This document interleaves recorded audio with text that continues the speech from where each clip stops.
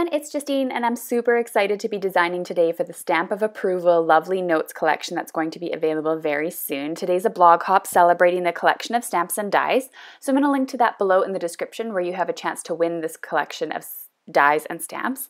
And I created this card today and I'm going to show you how I made it. I also made several other cards using the kit or the collection of stamps and dies, and I have those on my blog as well, so I'll link to that below. Be sure to check them all out.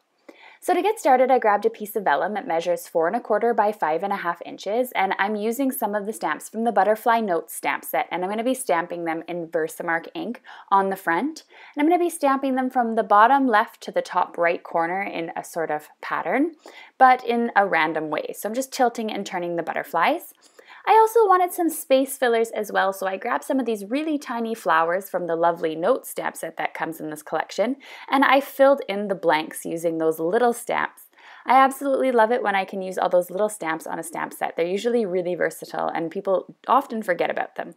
So I filled in all of those little gaps, and then I took my piece of vellum, and I'm going to be embossing today using rose gold vellum from the Ton Stamps, which is my absolute favorite embossing powder right now. It's so pretty and elegant. So I'm going to grab the embossing powder and a scrap piece of paper to catch all of the excess, and I'm just going to pour this over my butterflies. I like to hold my vellum using tweezers because my fingerprints and oils will attract the embossing powder, and I don't want any excess embossing powder on my vellum. I'm just going to put you in fast mode as I heat emboss this, and you can watch the embossing turn in action. Try not to add too much heat to your vellum. I did get a little bit of warping on the vellum, unfortunately, which can happen if you apply heat for too long. I grabbed the sentiment, "You're amazingly amazing." This is from the Lovely Flowers stamp set as well, and I'm going to also be embossing that on some white cardstock using the rose gold embossing powder. So same as before, I simply just heat emboss that. When I was finished embossing, I simply cut down this little panel to 4¼ inches wide so I could fit it across my card. I was a little worried about it being distracting, but that's okay. I grabbed some of the Lovely Flowers and Banners dies, and I ran through my machine here in white cardstock, so I'm actually going to use these as embellishments instead of stamping on them. And I grabbed my vellum, a card base, and I'm going to put everything together right now.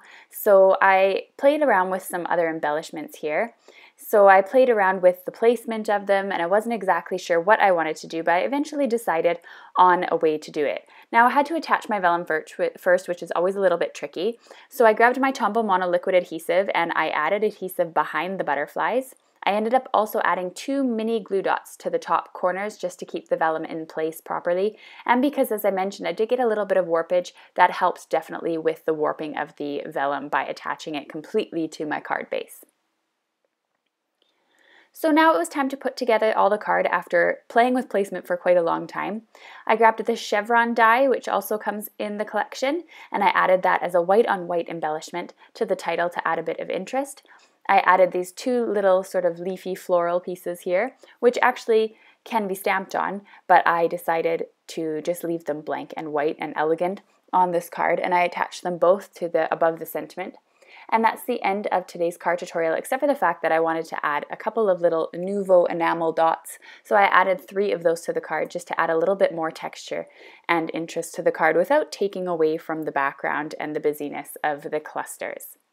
So I hope you enjoyed today's card tutorial and you'll subscribe to my YouTube channel. Don't forget to check out the blog hop below for a chance to win this collection. It's valued at well over $100 US, I believe 130 if I'm not mistaken. You can check out my blog by clicking up at the top there. You can click on either moving video to check out 2 other video tutorials by me, or you can click the subscribe button to subscribe to my channel. Thanks so much for watching, everyone.